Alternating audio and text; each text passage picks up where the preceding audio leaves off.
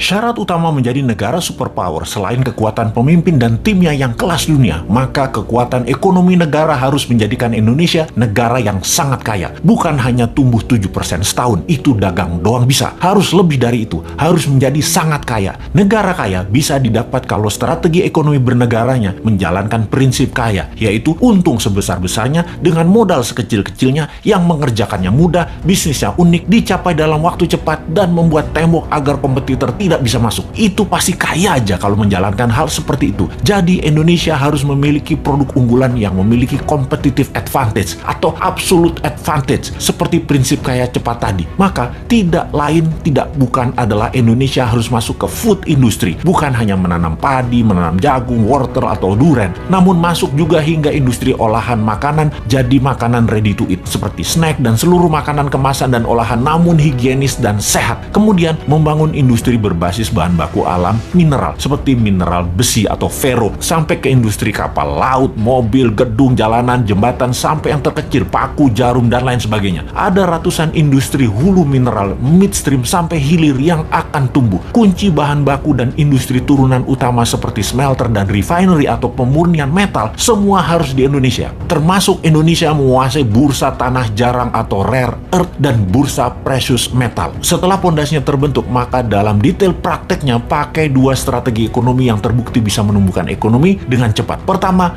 bottom up, dari bawah ke atas, di mana kita akan membuat UKM scale up dari 20 juta pengusaha kelas kecil saat ini, 50%-nya dalam waktu 10 tahun menjadi pengusaha kelas menengah, dan 50% kelas menengah tadi menjadi kelas besar dengan pinjaman 0% menggunakan printing money. Yang diutamakan adalah industri serta manufaktur. Yang kedua adalah trickle down, dari atas ke bawah, di mana kita akan membuat 1000 konglomerat baru. Program ini bernama Bossman Boys. Setiap provinsi akan diseleksi mereka yang nasionalis, sudah memiliki pengalaman bisnis minimum 10 tahun, sudah memiliki organisasi dan tim manajemen yang tangguh. Mereka rata-rata akan diberikan standby loan 5 triliun rupiah tanpa bunga yang harus dikembalikan dalam 7 tahun utuh. Seleksinya nasional berdasarkan prestasi, meritokrasi sistem. Yang terpenting karakternya adalah NKRI garis lurus, visioner, agresif, dan terukur. Oligarki mules nih kalau program ini dijalankan. Makanya jangan pilih Mardigu jadi presiden.